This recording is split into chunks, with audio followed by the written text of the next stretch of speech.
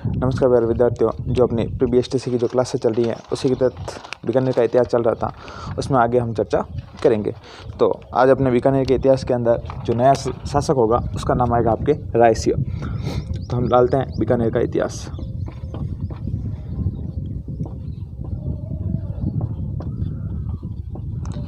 जो राजा होगा वो होगा आपके रायसिंह। यदि सबसे ज़्यादा सवाल पुटअप होते हैं तो इससे होते हैं, एक तो इसको अच्छे से पढ़ना है, एक गंगा सिंह को और एक बीका को। ये तीन राजा आपके महत्वपूर्ण होते हैं, इनको अच्छी तरीके से आपको पढ़ना है। इनमें से आपके सवाल आने की संभावना सबसे ज़्यादा रहती है। ऐसा कहा जाता है कि जो रायसिंह था वो आपके जो इसका टाइम पीरियड लिखते थे 1574 ईस्वी के समय तो ये शासक बना था। तो 1574 से लगाकर 1612 ईस्वी तक ये शासन रहा था। रायसिंह एक ऐसा व्यक्ति था जो अकबर व आपके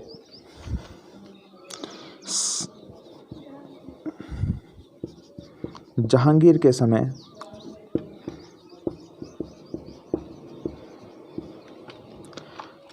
था, ठीक है ना। अकबर व जहांगीर के समय बीकानेर का शासक कौन था? आपके रायसिंह था। आपको सवाल पूछ लेगा कि अकबर के समय बीकानेर का शासक कौन था, तो आपके दो ऑप्शन सामने आ जाएंगे। एक तो कौन आ जाएगा? कल्याणमल, क्योंकि कल्याणमल किसका बेटा था? रायसिंह का क्या था? पिता था, ठीक है। और इसके बाद कौन था? रायसिंह। इसका मतलब ये दोनों किसके समय थे? अकबर के समय थे, ठीक है ना। जहांगीर के समय पूछ ले तो रायसिंह। अकबर के समय यदि पूछे तो पहले कल्याणमल आया तो कल्याणमल को सही करना है, ठीक है ना। दोनों साथ में नहीं पूछेंगे, ये दोनों में से एक चीज़ साथ में पूछ लेंगे आपको, ठीक है ना। ये चीज़ हो गई साथ में। देखो आगे देखो, अपन चर्चा करते हैं इसके अंतर्गत कि रायसिंह को अकबर ने रायसिंह को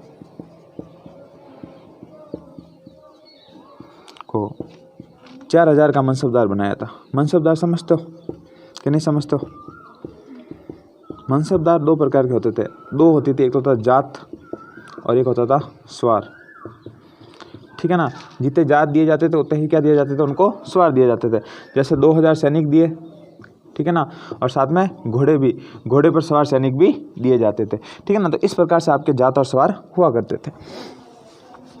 आगे देखो, अपन चर्चा करते हैं मनसबदार के अंतर्गत कि अकबर के समय रायसिंह को कितने का मनसबदार था? 4000 का। लेकिन जैसे ही आपके कौन जहांगीर शासक बनेगा, जहांगीर के समय इसके मनसबदार में इसका मनसब बढ़ाकर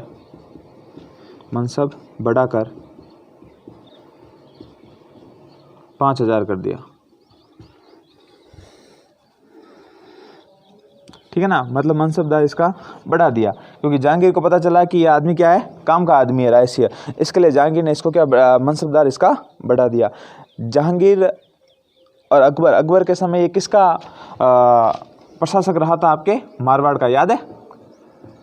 मारवाड़ के अंदर चंद्रसेन को हरा दिया था, फिर चंद्रसेन कहाँ चला जाता है? सिवाना चला जाता है। और मारवाड़ का प्रशासन किसको देता है? अकबर रायसिंह को देता है। फिर रायसिंह चला जाता है तो फिर मारवाड़ को वो क्या करता है? खालसा घोषित करता है, ठीक है। फिर किसको दे देता है? मोटा राजा उदय सिंह को। ये बात समझ में, ठीक है ना। तो सारी चीज़ें इनसे जुड़ी हुई हैं। फिर देखो आगे अपन चर्चा करते हैं रायसिंह के बारे में।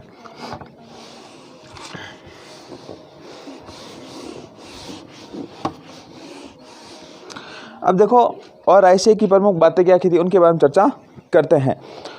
1577 ईस्वी के अंदर 1577 ईस्वी में अकबर ने इसको 51 परगने दिए। 51 परगने समझते हो? मतलब कोई गांव वगैरह क्षेत्र होता है ना, उसे कहते हैं। तो 51 परगने दिए थे। किसने दिए? आपके अकबर ने दिए थे। किसको दिए? आपके रायसिंह को दिए थे, ठीक है ना। ऐसा कहा जाता है कि खुसरो किसका बेटा था? आपके जहांगीर का बेटा था। क्या था? किसका बेटा था? जहांगीर का बड़ा बेटा था, ठीक है ना। कि विद्रोह के समय तो आप लिख सकते हो कि खुसरो की स्टोरी हम जब कछवा वंश पढ़ेंगे ना तब बताऊंगा मैं आपको, ठीक है ना। तो खुसरो के विद्रोह के समय खुसरो के विद्रोह के समय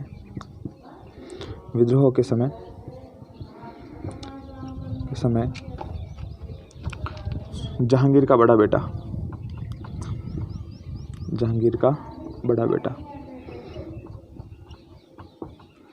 छोटा बेटा तो कौन था? शाहजहाँ, क्योंकि वो राजा बनेगा। खुसरो की तो आंखें फुड़वा देते हैं, ठीक है ना। खुसरो के विद्रोह के समय जहांगीर ने रायसीय को बीकानेर का प्रशासक नियुक्त किया, आगरा का प्रशासक नियुक्त किया। कहाँ का? आगरा का प्रशासक नियुक्त किया। अब आगरा का प्रशासक नियुक्त करा। आगरा उस समय उनकी क्या थी? राजधानी थी मुगलों की। तो अब देखो जहांगीर किसके ऊपर सबसे ज़्यादा भरोसा कर रहा है? आपके रायसीया पे कर रहा है, ठीक है ना। क्योंकि जहांगीर के भरोसेमंद आदमी कौन था? रायसीया था, ठीक है ना। अकबर का भरोसेमंद आदमी कौन था? मानसिंह। जब हम कछवा वंश पढ़ेंगे ना तब बताऊंगा कि मानसिंह कौन था, ठीक है ना। तो मानसिंह क्या था? अकबर के खास आदमी था। लेकिन जहांगीर के खास आदमी कौन था? आपके रायसीया था, ठीक है ना। फिर रायसीया ने करमचंद पवार, क्या व्यक्ति आता है? करमचंद पवार। तो करमचंद पवार के ठीक है ना। इसमें भामाशाह वगैरह वो कन्हैयालाल सेठ आते हैं, उनका राजस्थान का भामाशाह एक तो जमनालाल बजाज को कहते हैं। हाँ, वो भामाशाह है जो उनको ही कहते हैं, ठीक है ना। एक अमरचंद भाटिया, क्योंकि 1857 की क्रांति होती है ना, उस समय ये झांसी की रानी की क्या करते हैं? मदद करते हैं, ठीक है ना। इस कारण इसे 1857 की क्रांति का क्या कहता है? भामाशाह कहता है। जब क्रांति वगैरह पढ़ेंगे तब पढ़ेंगे, ठीक है ना। अभी इसको बीच में नहीं डालना है। तो करमचंद पवार के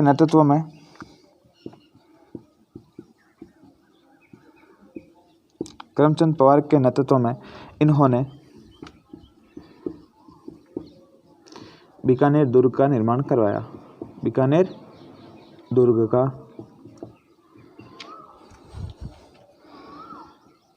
निर्माण करवाया, ठीक है ना। बीकानेर दुर्ग कौन सा? क्या नाम है बीकानेर दुर्ग का? जूनागढ़। क्या नाम है? जूनागढ़, ठीक है ना। उसका निर्माण किसने कराया? आपके रायसीया ने करवाया था। अब देखो और प्रमुख बातें देखते हैं कि इसका जो निर्माण का समय है 1589 से लगाकर 1594 ईस्वी तक आता है। तो 1589 से लगाकर 94 ईस्वी तक इसका क्या हुआ था? निर्माण कार्य हुआ था। किसके नेतृत्व में हुआ था? आपके करमचंद पवार के नेतृत्व में किया गया था। उसके बाद देखो कि रायसीया ने और क्या क्या काम किए थे। रायसीया के द्वारा चंद्रसेन के ऊपर भी आक्रमण किया गया था। चंद्रसेन कौन पता है ना आपको? भूला बिसरा राजा, द फॉरगेटेड किंग ऑफ राजस्थान, ठीक है ना, या मारवाड़। उसके बाद देखो आगे थोड़ी चर्चा करते हैं कि रायसीया ने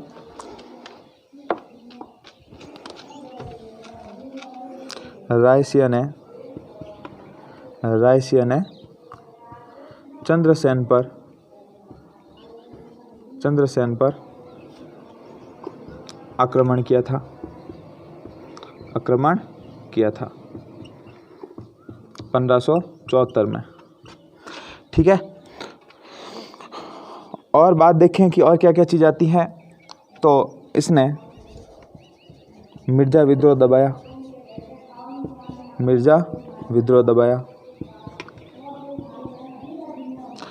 था, ठीक है ना। अब थोड़ी सी रायसीया की प्रमुख पुस्तकें वगैरह आती हैं, उनके बारे में जान लेते हैं। तो रायसीया की प्रमुख पुस्तकें, रायसीया की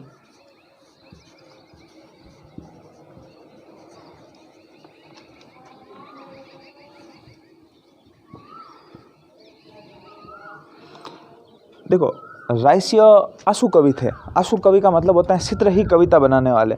जहाँ कहीं भी जाते थे और हाथों हाथ कविता बना देते थे, ठीक है ना। तो इनकी जो पहली जो रचना आती है वो आती है आपके रायसीया महोत्सव, ठीक है ना। रायसीया महोत्सव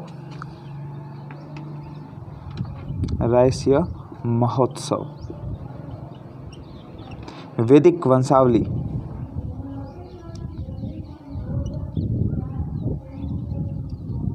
वैदिक वंशावली। तो ये जो प्रमुख आपकी किसकी पुस्तकें आती हैं, आपके रायसीय की पुस्तकें आती हैं कि राय सिंह के द्वारा इन पुस्तकों की क्या की गई थी, आपकी रचना की गई थी। एक आती है ज्योतिष रत्नमाला, ज्योतिष रत्नमाला, ठीक है ना, ज्योतिष रत्नमाला कि ज्योतिष के ऊपर जो कविता लिखी गई थी, रचना लिखी गई थी उसके ऊपर आती है। और एक आती है बाल बोधिनी, क्या आती है, बाल बोधिनी। तो लिख सकते हैं एक और, बाल बोधिनी, बोधिनी। ये प्रमुख आपकी किसकी आती है, रायसीय की रचनाएं। कौन कौन सी, रायसीय महोत्सव, वैदिक वंशावली, ज्योतिष रत्नमाला, बाल बोधिनी। याद रखना है, एक तो राय सिंह के ऊपर लिखी गई है, राय सिंह का क्या है, महोत्सव है, उससे मनाया गया, इसलिए राय सिंह ने क्या लिखा, रायसीय महोत्सव लिखा। वैदिक वंशावली, वंशावली का मतलब क्या होता है, वंश और परंपरा से जुड़ी हुई चीज़ें। ज्योतिष रत्नमाला, ज्योतिष रत्नमाला, ठीक है ना। फिर है आपके बाल बोधिनी। ये प्रमुख रचनाएं किसकी आती है, आपके रायसीय की आती है। उसके बाद देखो आगे चर्चा करते हैं थोड़ी सी और रायसीय के बारे के अंदर कि रायसीय की प्रमुख क्या क्या विशेषताएं थी।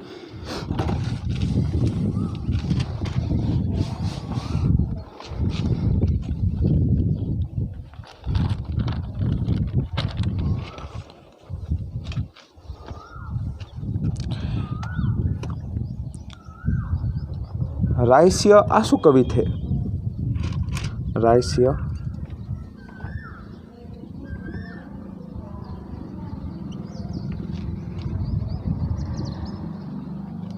आशु का मतलब होता है शीघ्र ही कविताओं की रचना करने वाले कवि। कौन थे, आपके रायसीय आते हैं, ठीक है ना। अब देखो रायसीय की नियुक्ति अकबर ने ऐसी जगह पे कर दी थी कि जहाँ पर जो साउथ वगैरह वाला क्षेत्र होता है वहाँ पर इसकी नियुक्ति की गई थी अकबर के द्वारा। और वहाँ पर ये एक फॉग के पौधे को देखता है और जैसे ही उस फॉग के पौधे को देखता है और वो कहता है कि फॉग का जो पौधा वगैरह होता है वो सिर्फ अपने राजस्थान क्षेत्र में होता है, ठीक है ना, और कहीं पर होता नहीं है। तो वो दोहे के माध्यम से कहता है कि मैं छा परदेसी लोग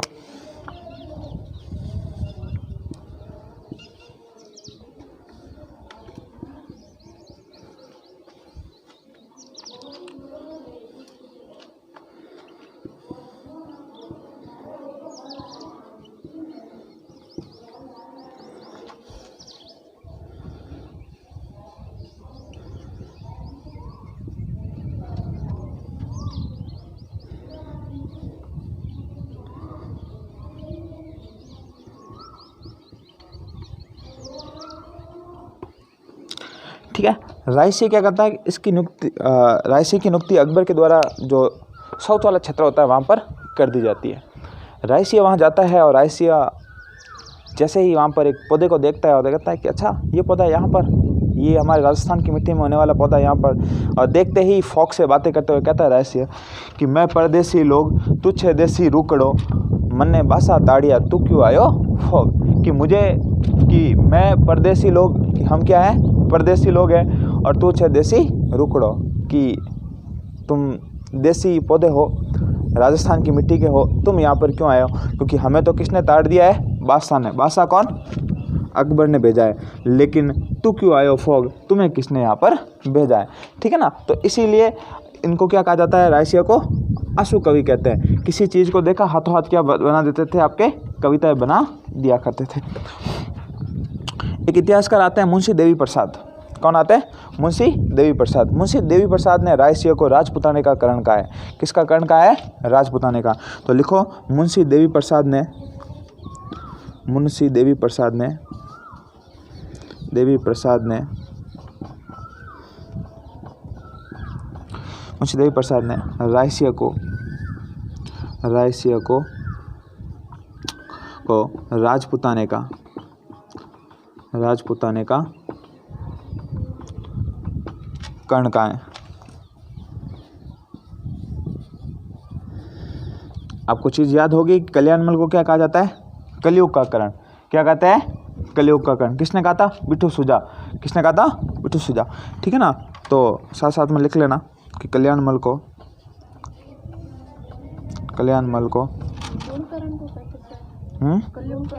लूणकरण को कहते हैं, सॉरी, तो लूणकरण को कलयुग का कर्ण कहते हैं।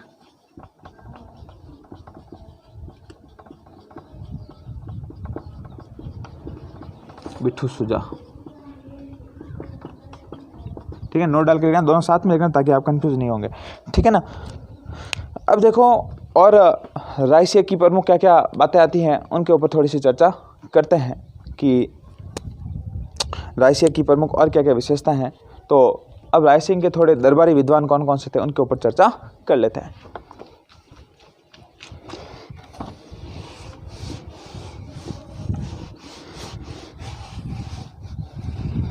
तो रायसीन के दरबारी विद्वान,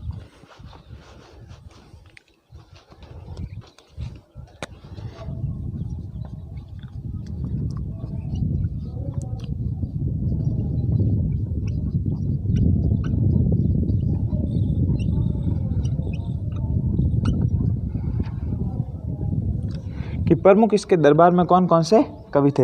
एक तो आता है जायस्ता,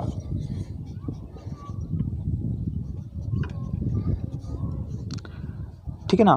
जायस्ता था, जायस्ता ने एक बहुत ही शानदार प्रशस्ति की रचना की थी जिसका नाम आता है आपके रायसीय प्रशस्ति। क्या थी? रायसीय प्रशस्ति।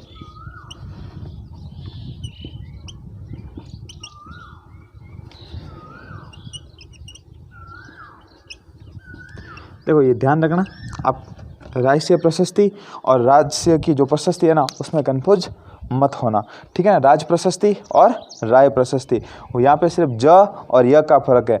राज प्रशस्ति किसने लिखी थी? रणछोड़ भट्ट तेलंग ने लिखी थी, और राय प्रशस्ति किसने लिखी? जयस्ता ने लिखी थी। जैन कवि था, इसने इसकी रचना की थी। ये जो प्रशस्ति है आपके जूनागढ़ दुर्ग में स्थित है। यह प्रशस्ति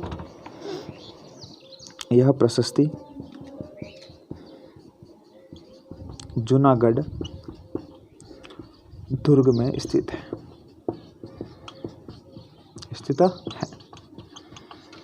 ठीक है ना। जूनागढ़ दुर्ग का निर्माण किसने करवाया? रायसीय ने। किसकी देखरेख में करवाया?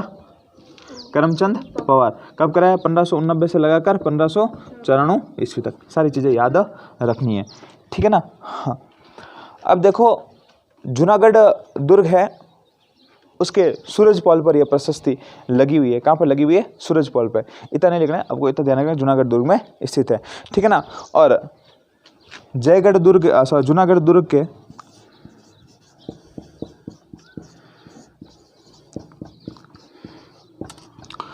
के जयपोल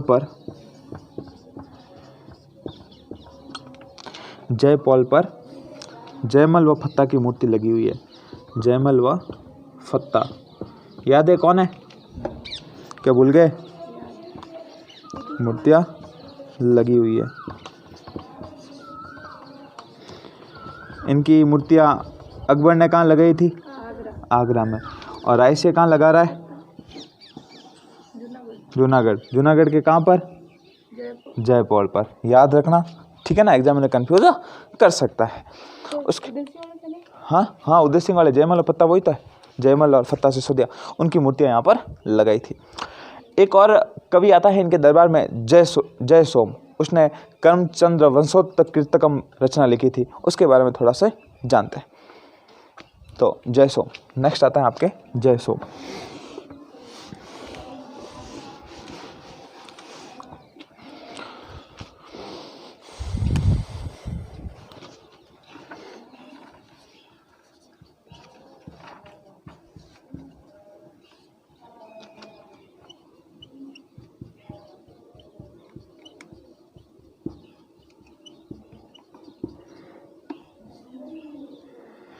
ठीक है ना, वंशोत्कीर्तम काव्यम, ठीक है ना। ये रचना किसने लिखी थी? आपके जय सोम ने लिखी थी, जो किसके दरबार में था? आपके रायसीय के दरबार में था, ठीक है ना। और इस पुस्तक में रायसीय को राजेंद्र कहा गया है। क्या कहा गया है? रायसीय को राजेंद्र कहा गया है। तो इस पुस्तक में नोट डाल के लिख लेना कि इस पुस्तक में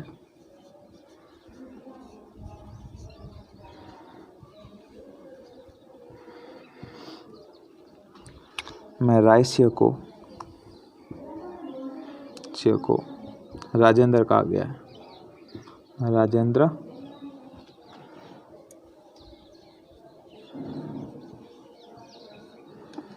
मतलब ऐसा राजा जो अपने पास वाले राजाओं के साथ कैसा अच्छा व्यवहार करे, ठीक है ना। तो क्या कहा गया, आपके राजेंद्र कहा गया है। फिर ये सारी बातें आपकी किसकी आती हैं, आपके रायस्य की आ जाती हैं। लेकिन और जो प्रमुख बातें हैं उनके बारे में भी अपन थोड़ी सी चर्चा करेंगे। लूणकर्ण को कर्ण कहा गया है, इसकी भी जानकारी वंशोत्कृतम काव्य से भी मिलती है, ठीक है ना।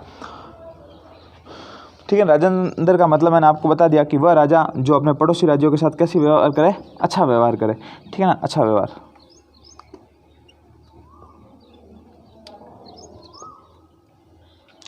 ठीक है, ये आपके रायस्य क्या हो जाता है, कंप्लीट हो जाता है। उसके बाद रायस्य का एक भाई था पृथ्वीराज राठौड़, जिसने क्या लिखी थी, वेली कृष्ण रुक्मिणी ख्यात, ठीक है ना। श्री कृष्ण भगवान के ऊपर ये रचना लिखी गई थी, उसके बारे में थोड़ी सी चर्चा करता है। तो नेक्स्ट आप लिख सकते हो पृथ्वीराज राठौड़। ये राजा नहीं बना था, लेकिन अकबर ने इसे घाघरों का दुर्ग दिया था। कौन सा दुर्ग दिया था, कहाँ पर है, झालावाड़। कौन सी नदियों के किनारे, आहू। कैसा दुर्ग है,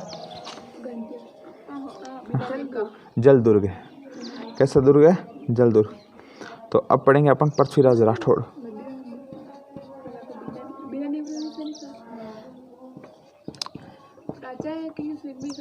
नहीं, ये रायस्य का भाई था, लेकिन ये बड़ा ही फेमस हुआ, इसके लिए याद थाने याद हुआ है क्या चीज़, पृथ्वीराज माता लिखी थी कि सॉरी पृथ्वीराज यादव है, महाराणा प्रताप माता है कि महाराणा प्रताप जब अधीनता स्वीकार करने वाले होते हैं अकबर की, तब पृथ्वीराज राठौड़ कहता है कि मैंने सुना है कि आज चित्तकड़ो धरती रो पानी पियला।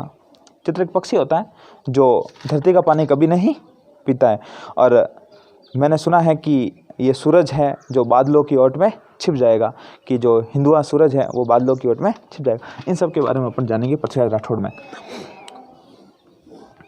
पृथ्वीराज राठौड़, पृथ्वीराज राठौड़ ये रायस्य के क्या थे, भाई थे, ठीक है ना। और यह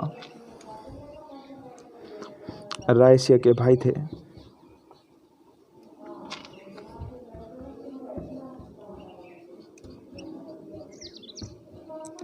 आपको याद हो तो मैंने आपको कल्ला रायमलोत पढ़ाया था, भान कंवर वाला। तो उसी कल्ला रायमलोत के मर्सिया किसने लिखे थे, याद आया, हाँ। तो कल्ला रायमलोत के मर्सिया लिखे इन्होंने, कल्ला रायमलोत।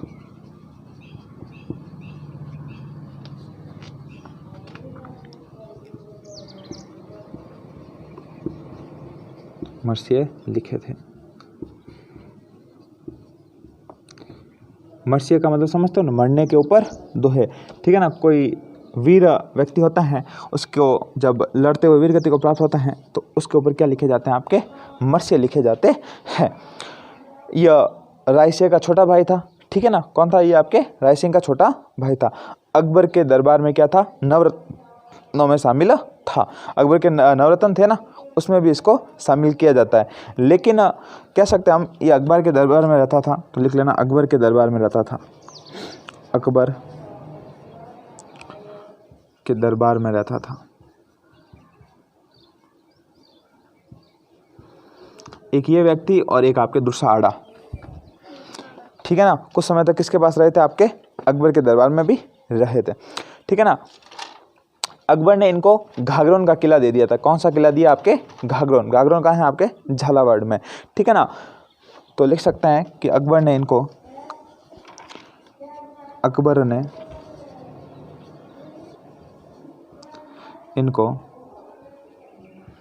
झालावाड़ का दुर्ग दिया था।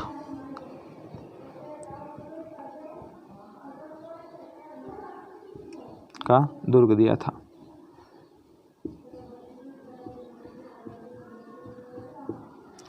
ठीक है ना। कौन सा दुर्ग दिया था, आपके झालावाड़ का।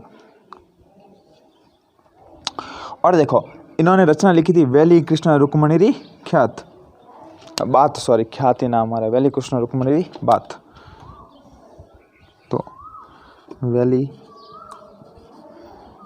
कृष्ण रुक्मणी री बात। इनको झालावाड़ घाघरों लिख लेना यहाँ पर। घाघरों का दुर्ग दिया गया है इनको, तो वहाँ बैठे बैठे ये रचना लिख रहे थे, वैली कृष्ण रुक्मणी री बात।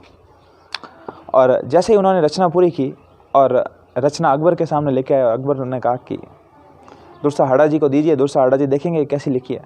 दुर्साहाड़ा ने देखते ही कहा कि अच्छा इतनी सुंदर, ये तो क्या है, 5वां वेद है। क्या है ये? 5वां वेद। तो वैली कृष्ण रुक्मणी री बात को 5वां वेद किसने कहा है?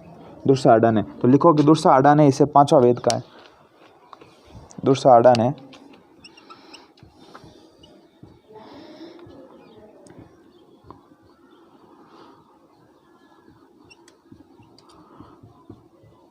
इसे 5वां वेद का है। पुराण कितने हैं? 18। तो 19वां पुराण, वह 19वां पुराण का है। ठीक है, देखते कहा कि इतनी शानदार किताब मैंने अपनी ज़िंदगी में नहीं देखी। वैली कृष्ण रुक्मणी री बात, तो किसके ऊपर लिखी हुई है? भगवान श्री कृष्ण और रुक्मणी का ऊपर पूरा का पूरा इतना शानदार वर्णन किया हुआ है कि जेम्स टोड इसको पढ़ता है और जेम्स टोड कहता है अच्छा इसमें 1000, देखो कि जेम्स टोड ने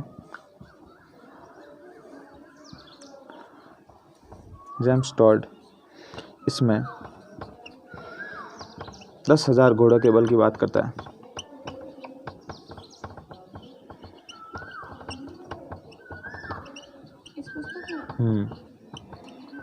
कि इस पुस्तक इतनी शानदार है कि इसमें कितने घोड़ों का बल है? 10,000 घोड़ों का बल है। इतनी सुंदर पुस्तक किसने लिखी है? आपके पृथ्वीराज राठौड़ ने लिखी है। यह पुस्तक बहुत है, एग्जाम में पूछी हुई है, ध्यान रखना आप लोग, ठीक है ना। अच्छा सवाल बन सकता है। फिर इनकी जो अन्य पुस्तकें आती हैं उनके बारे में भी अपन थोड़ी सी चर्चा करते हैं। इन्होंने एक तो लिखी थी गंगा लहरी,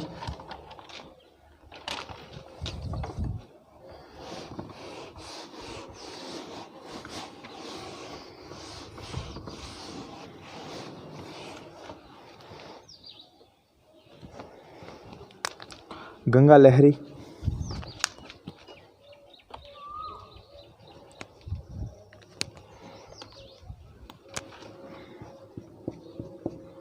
गंगा लहरी, दशरथ अवतार, दसम भागवतरा दुआ, भागवतरा दुआ। देखो जो दशरथ अवतार है वो किसके ऊपर है? दशरथ अवतार कौन थे? भगवान राम। तो राम के ऊपर कौन सी लिखी हुई है? दशरथ अवतार लिखी गई है। और विष्णु के 10 अवतारों पर क्या लिखी हुई है? दसम भागवतरा दुआ। तो भगवान विष्णु के कितने अवतार? 10 अवतार पर, ठीक है ना। 10 अवतार पर इस पुस्तक की रचना की गई है। ये आपके पृथ्वीराज राठौड़ की क्या आती है? प्रमुख रचना आती है। इसे क्या कहते हैं? डिंगल का हॉरेंस कहते हैं। क्या कहते हैं? डिंगल का हॉरेंस। हाँ ठीक है, डिंगल और पिंगल जब अपनी भाषाएं पढ़ेंगे ना, अपनी राजस्थानी भाषा, मारवाड़ी भाषा, तब आपको बताया जाएगा कि डिंगल और पिंगल क्या होता है, ठीक है ना। और ये डिंगल का हॉरेंस किसने कहा है? तो मेरा नाम याद रखना, LP टेसिटोरी। तो लोकेश पुरोहित टेसिटोरी, ठीक है ना। आप क्या याद रखोगे? LP टेसिटोरी, ठीक है, याद हो जाएगा, मेरा नाम याद हो जाएगा तो ये भी याद हो जाएगा। डिंगल का हॉरेंस भी किसने कहा? आपके LP टेसिटोरी ने कहा है, ठीक है। ये प्रमुख बातें किसकी आती है? आपके पृथ्वीराज राठौड़ की आती है। तथा उसने कहा कि ये इटली के शहर का रहने वाला है, ठीक है ना, इटली के, तथा ये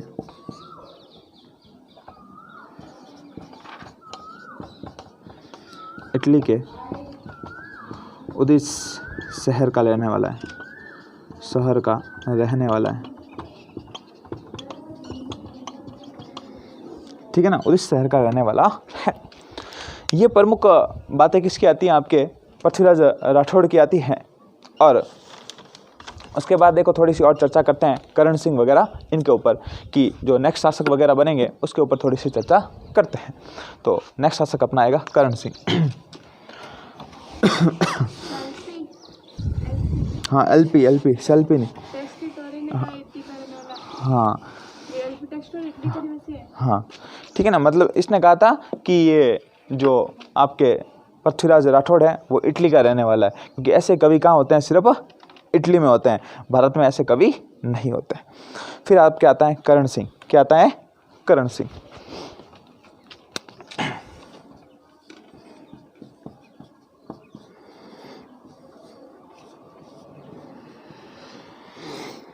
करण सिंह अटक के लिए फेमस है। किसके लिए फेमस है? अटक के लिए। और एक आपको याद हो तो मैंने जब आपके मारवाड़ पढ़ाया था तब मैंने आपको मतीरे की राड बताई थी, याद है? 1644। ठीक है ना, 1644। तो लिख सकते हैं कि मतीरे की राड के समय बीकानेर का शासक, मतीरे की राड के समय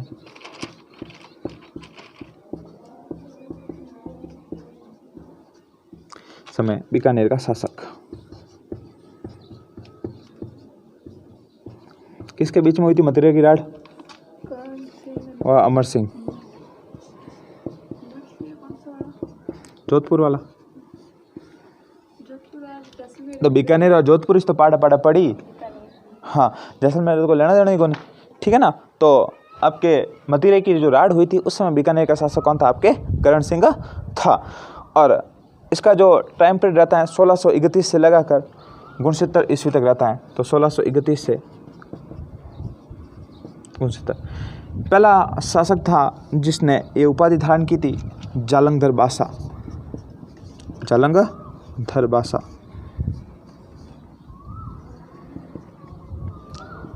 जाल का मतलब समझते हो?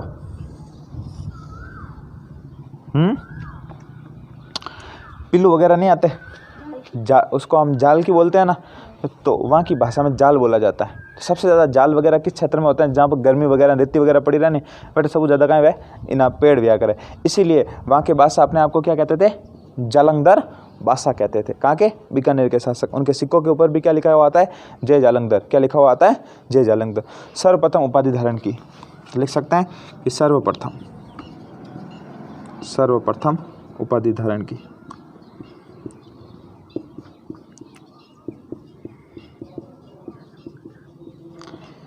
एक बार हुआ क्या कि जालंधर, एक बार क्या हुआ कि औरंगजेब सारे हिंदू राजा थे उनको अटक पार ले जाना चाहता था। अटक एक ऐसी सीमा मानी जाती थी कि उसको कोई भी राजा यदि पार करेगा तो उसका धर्म भ्रष्ट हो जाएगा, ठीक है ना।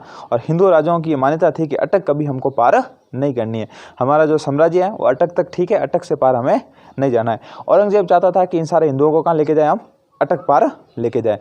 तो प्लान बनाया गया कि हम आक्रमण करेंगे और सारे राजाओं को वहाँ पर लाया गया अटक नदी के पास। और सारे राजाओं ने मना कर दिया कि हम अटक पार नहीं करेंगे। और आपके करण सिंह के नेतृत्व में, करण सिंह उस समय बादशाह बना और सबका नेतृत्व किया, और करण सिंह ने सारी नावें वगैरह तोड़ दी और अटक पार नहीं की। तो अटक के लिए कौन सा शासक फेमस था? आपके करण सिंह फेमस था, ठीक है ना। इसकी पुस्तक आती है साहित्य कल्पद्रुम। साहित्य कल्पद्रुम किसने लिखी? रायसिंह के। कल्पद्रुम करण सिंह के समय, ठीक है ना। साहित्य कल्पद्रुम पुस्तक की रचना की गई थी। इसका जो दरबारी विद्वान था उसका नाम था गंगाधर मैथिली। क्या नाम था? गंगाधर मैथिली। तो लिखो दरबारी विद्वान गंगाधर मैथिली। इसने पुस्तक लिखी थी कर्णभूषण।